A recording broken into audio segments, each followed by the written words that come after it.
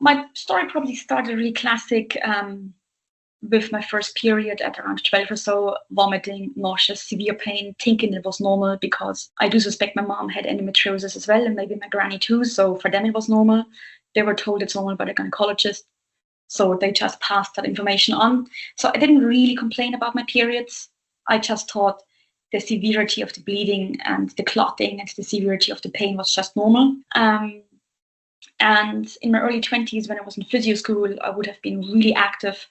I noticed how I was really struggling to breathe, barely even being able to get up the stairs. I started having severe stomach issues. I've always had them on and off, but they got really bad then, and was just told by multiple consultants, can't find anything, you're probably stressed, just change your diet. So I just went with that, didn't change anything, became a yoga teacher, didn't change anything because I knew it wasn't my stress levels, it wasn't my diet, it wasn't my exercise. They always said, well, good news, we didn't find anything. I thought, okay, then I'll just leave it at that. And maybe this is just what people experience. And in my early 30s, I started collapsing from the pain, from the nausea, from the severity of the pain. Initially, I had episodes where I thought I had food poisoning, vomiting, cold sweats, shaking, passing out from the pain. And that didn't really connect it to my period because my period was always bad. I used to bleed through everything, menstrual cups, period underpants, layers and layers of stuff, doubling things up. And those episodes of what I thought was food poisoning, vomiting, severe pain, cold sweats, shaking, passing out, didn't really happen during my period. So, and around the same time, I got loads of crazy fatigue, cold sweats, night sweats, hot flashes, lots of brain fog as well. And at some stage, I started connecting the dots a little bit, went to my GP. He was very supportive, sent me off for an ultrasound instantly. But like it is with endometriosis, 2 ultrasounds missed the disease, an MRI missed the disease. And at that stage, I would have those episodes of severe pain where, like the classic painkillers, Ponstan, anything you really get for Solpadeine, morphine, just didn't really touch the pain. So it didn't change it. And the episodes used to last like 2-3 hours where my partner used to ring out of office doctors. We used to go to A&E because the pain would have been so severe. And I just always said, they can't find anything. Maybe I just need to put up with it. That's just period pain.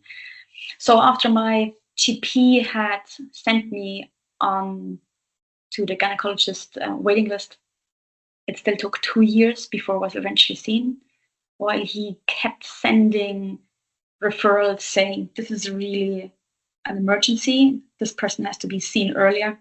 So it still took 2 years before I was seen by a gynecologist. And they agreed to do laparoscopy. There was still a lot of gaslighting going on, dismissal of symptoms. There was not a lot of informed consent when it came to the laparoscopy. Nothing was really explained. What would happen? Why would it happen? What would be the outcome? I was just told that there might be a cyst on my ovary, and if they don't remove that, I might turn into an emergency case.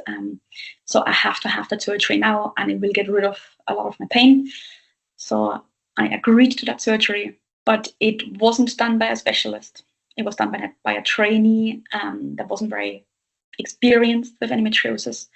And I basically woke up from that surgery in way worse pain than I was before. And when I went into that surgery, I already was barely able to work for 6 months. I've been in severe pain at that stage for 3 years and tried loads of different medical treatments suggested by my GP. And I had to start antidepressants because I actually became suicidal because nothing touched the pain. And the outlook of thinking, having to live with this pain for the rest of my life when no doctor just knows what to do, just was really, really difficult. It wasn't like I didn't want it to live anymore. I just didn't know how to exist with this level of pain. And I would have already had a lot of coping mechanisms as a physio and as a yoga teacher, knowing how to deal with chronic pain and severe pain. It just didn't touch it. I did everything right, the sleeping, the coping, the stress management, the gentle movement, the relaxation, the sleep hygiene, all that sort of stuff.